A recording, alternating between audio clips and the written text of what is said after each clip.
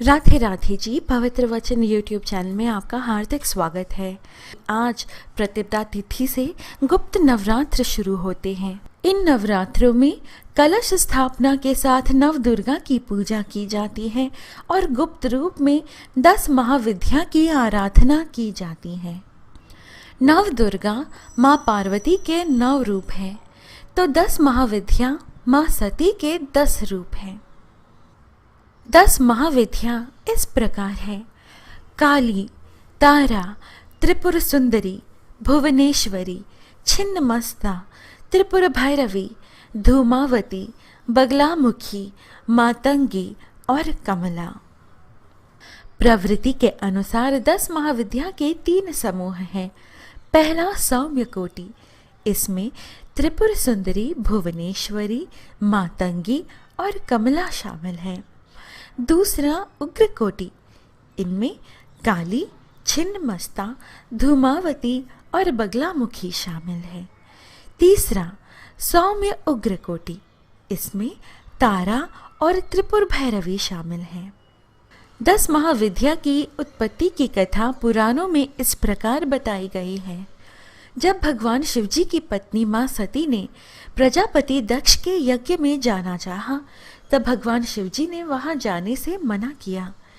इस इनकार पर माता ने क्रोधवश पहले काली शक्ति प्रकट की, फिर 10 दिशाओं में 10 शक्तियां प्रकट कर अपनी शक्ति की झलक दिखला दी। और मां सती ने कहा कि मैं दक्ष यज्ञ में जाऊंगी ही, या तो उसमें अपना हिस्सा लूंगी या उसका विध्वंस कर दूंगी। भगवान शिवजी ने मां सती से पूछा, कौन है ये? मां सती ने बताया, ये मेरे 10 रूप हैं। आपके सामने खड़ी कृष्ण रंग की काली है, आपके ऊपर नीले रंग की तारा है, पश्चिम में छिन्नमस्ता, बाएं भुवनेश्वरी, पीठ के पीछे बगलामुखी, पूर्व दक्षिण में धूमावती, दक्षिण पश्चिम में त्रिपुर सुंदरी, पश्चिम उत्तर में मातंगी तथा उत्तर पूर्व में षोडशी है, और खुद भैरवी रूप में अभय दान देने के लिए आपके सामने खड़ी हूँ। यही 10 महाविद्या अर्थात 10 शक्ति हैं। बाद में माता ने अपनी इन्हीं शक्तियों का उपयोग दैत्यों और राक्षसों का वध करने के लिए किया था। इन गुप्त नवरात्रों में हम प्रत्येक दिन 10 महाविद्या की कथा लेकर आएंगे।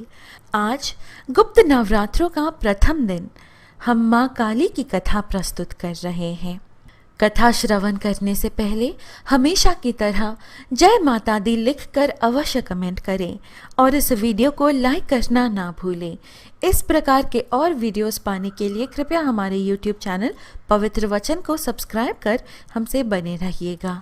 प्रेम से बोलो जय माता दी, सारे बोलो जय माता दी।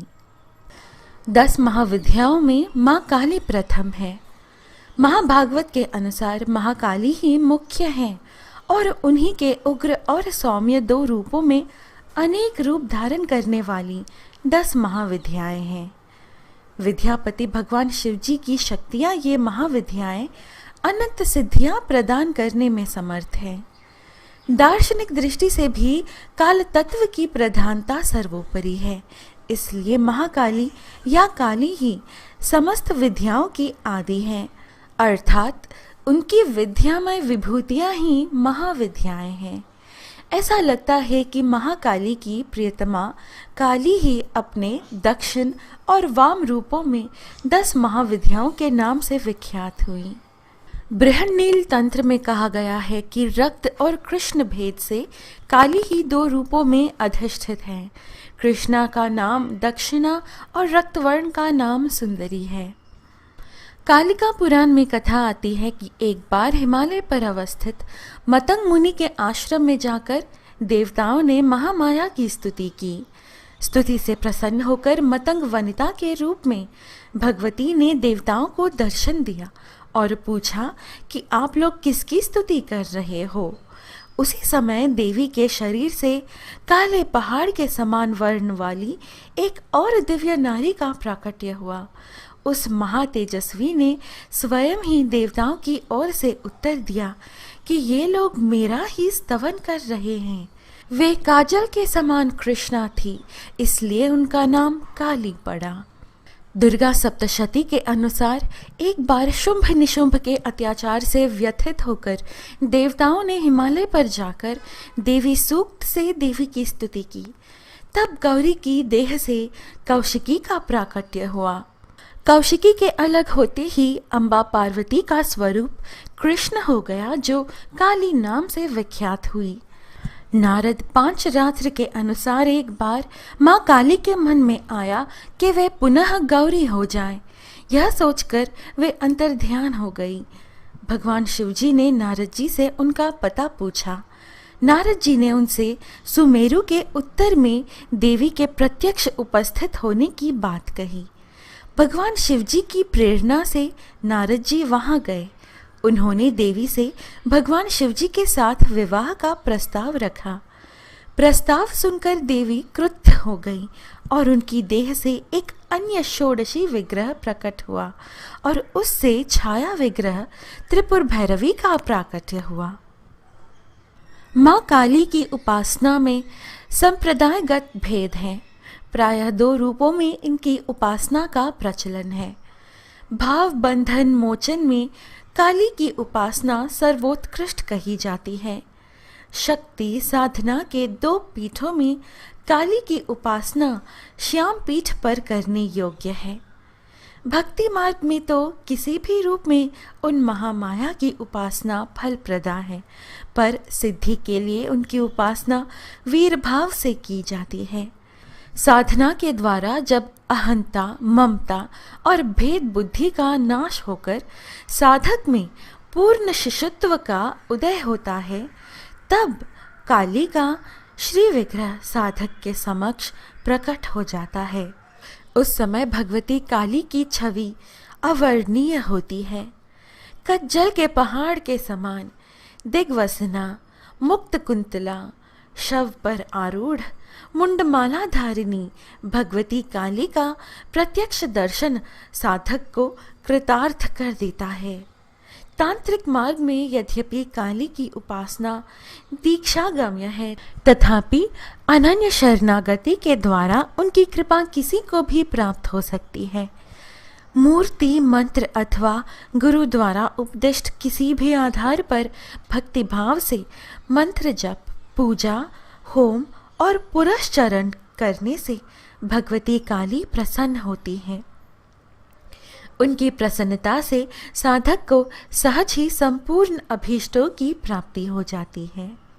माँ काली के 4 रूप हैं: दक्षिणा काली, शमशान काली, मातृकाली और महाकाली। कोलकाता में काली घाट पर स्थित इनका शक्तिपीठ है। एक और शक्तिपीठ मध्य प्रदेश के उज्जैन में भैरवगढ़ में गढ़कालिका मंदिर है और गुजरात में पावागढ़ की पहाड़ी पर स्थित महाकाली का जागृत मंदिर चमत्कारिक रूप से मनोकामनाओं को पूर्ण करने वाला है। माँ काली तत्काल प्रसन्न होने वाली और तत्काल ही रूठने वाली देवी हैं। अतः इनकी साधना या इनका भक्त बनने के पूर्व एक निष्ठ और कर्मों से पवित्र होना अनिवार्य है। माता को वारों में शुक्रवार और तिथि में अमावस्या समर्पित है। हकीक की माला से 9 माला क्रीम ह्रीम ह्नूम दक्षिणे कालिके स्वाहा मंत्र का जाप कर सकते हैं। इस प्रकार सच्चे मन से भक्त माँ काली का अनुग्रह पाता है। भक्तों, आशा है आपको आज की हमारी यह प्रस्तुति अच्छी लगी। जय माता दी, जय माँ काली के लिखकर अवश्य कमेंट करें और इस वीडियो को लाइक करना ना भूलें। इस प्रकार के और आध्यात्मिक वीडियोस पाने के लिए कृपया हमारे YouTube चैनल पवित्र वचन को सब्सक्राइब कर हमसे बने रहिएगा। फिर मिलेंगे अगली वीडियो में।